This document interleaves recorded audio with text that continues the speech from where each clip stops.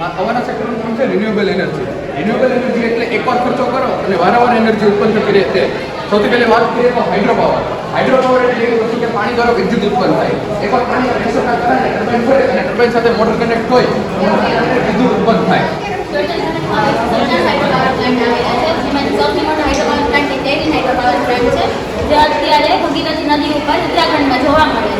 આપણે વાત કરીએ ગુજરાતની તો ગુજરાતમાં 5મા નંબરનો હાઇડ્રો પાવર પ્લાન્ટ આવેલો છે. તે ઓવરઓલ ઇન્ડિયામાં 5મા નંબરે છે અને તે સરદાર સરોવર ડેમ ઉપર આવેલો છે.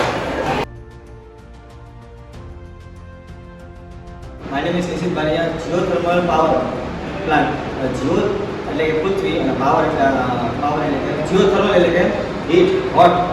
પૃથ્વીના પેટ્રોલમાં રહેલા જે મેગ્મા હોય એના કારણે પાણી ઉપરની જે સ્તર હોય પાણી ગરમ થશે. ગરમ થશે એક પાઇપ દ્વારા હોટ પાઇપ દ્વારા ડ્રીલ કરીને પાઇપ અંદર નાખવામાં આવે છે અને એને પ્રોડક્શન કરીને ટેન્કમાં લાવવામાં આવે છે. એનાથી વરાળ ટર્બાઇનમાં મોકલવામાં આવે છે. ટર્બાઇનમાંથી જે રહેલા પ્રોપેલર છે એ ફરશે. એના કારણે જનરેટરમાં વિદ્યુત ઉત્પન્ન થશે. એ વિદ્યુતને ટ્રાન્સમિશનમાં મૂકવામાં આવે છે અને ત્યાંથી સિટીમાં બધે ટ્રાન્સફર કરવામાં આવે છે. આમાં જે ટર્બાઇનમાં જે રહેલું પાણી અને વરાળ છે પૂરી ટાવરમાં મોકલવામાં આવે છે. પાણી છે ને ફરીથી ઇન્જેક્ટ કરવા દેવામાં આવે છે. અહીંથી આપણે લીધું હતું ને અહીંથી આપણે ફરીથી ઇન્જેક્ટ કરીને જે વરાળ હોય છે આપણે એને હવામાં છોડી દેવામાં આવે છે.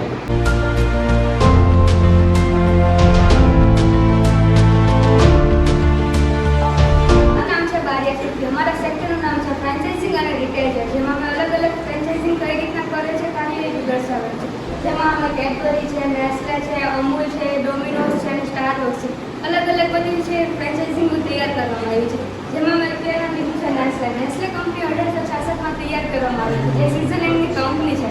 અત્યારે મોસ્ટ ઓફ બધી વસ્તુ તો મળે છે પણ કઈ વસ્તુ કેવી રીતે યુઝફુલ થાય છે કોઈ ખ્યાલ જ નથી હોતો. અત્યારે બધા વસ્તુમાં મેગી ને એવું બધા લેતા જ હોય છે પણ મેગીની જે કંપની હોય છે જે છે નેસ્લે કંપની એટલી પ્રોડક્ટ્સ છે જે દર્શાવે છે.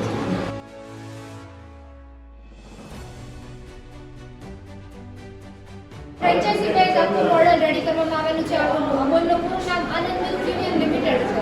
જેની સ્થાપના 1948માં કરવામાં આવી છે. ત્રિભુવનદાસ પટેલે એમની સ્થાપના કરી છે. તેમજ ડૉક્ટર વર્ગીસ કુરીના માર્ગદર્શન હેઠળ તેમની મેસેજ રોજ જોવા મળે છે અને હાલમાં એમનો જે એમડી છે એ સોઢી સર છે. આપણે મોડલ તૈયાર કર્યું છે જેનું નામ ચોકલેટ વેલ્ડિંગ મશીન છે.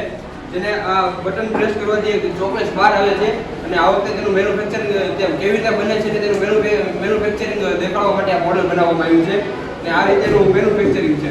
આ બટન અહીંથી પુશ કરવાથી અહીંયા વચ્ચે ચોકલેટ મેકવાથી જે ચોકલેટ હોય છે તેને ધક્કો લાગે છે અને ત્યારથી તેને પછી ચોકલેટ બહાર આવે છે. તે રીતેનું આખો મોડલ તૈયાર કરવામાં આવ્યું છે.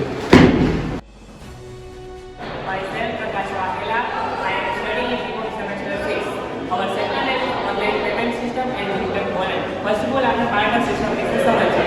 પ્રાચીન સમયમાં માણસો બસની સેવા વસ્તુ કે સેવા આપીને પોતાની જરૂરિયાતો સંતોષતા હતા.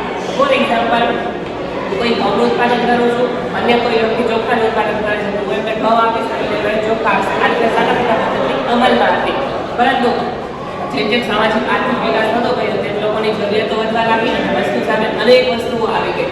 પરિણામ સ્વરૂપે કે પશુઓનો વિનિમયના માધ્યમ તરીકે ઉપયોગ થયો હતો.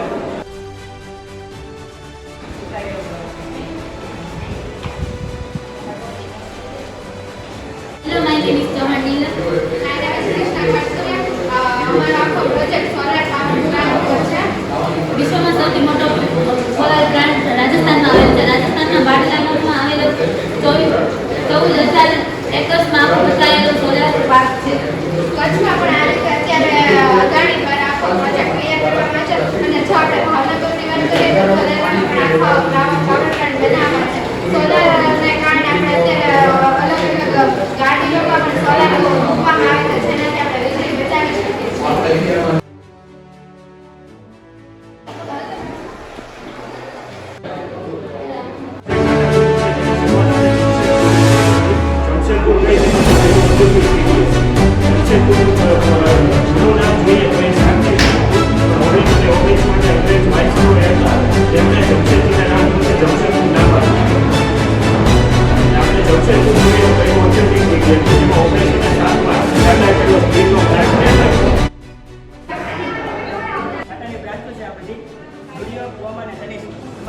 સ્થાપના 2016માં બેંગલુરુમાં કરવામાં આવી હતી. એ 550 જેટલી આખા ભારતમાં છે અને ભાવનગરમાં બે સ્ટોલ છે, એક હિમાલય મોલમાં અને એક છે ચિત્રા બાજુ. પછી છે ક્રોમા ઇલેક્ટ્રોનિક કંપની છે, જેનું પેલા નામ ક્રોમા લિમિટેડ છે, 2006માં સ્થાપના થઈ હતી, એની બેંગ્લોરમાં છે. પછી છે તનિષ્ક ઘરેણા માટે વપરાય છે, જેની સ્થાપના 1996માં થઈ હતી અને હાલમાં ભારતમાં 486 જેટલી સ્ટોલ છે. સિવિલ સ્કોર સારો છે, લોન તમને સારી એવી મળી શકશે.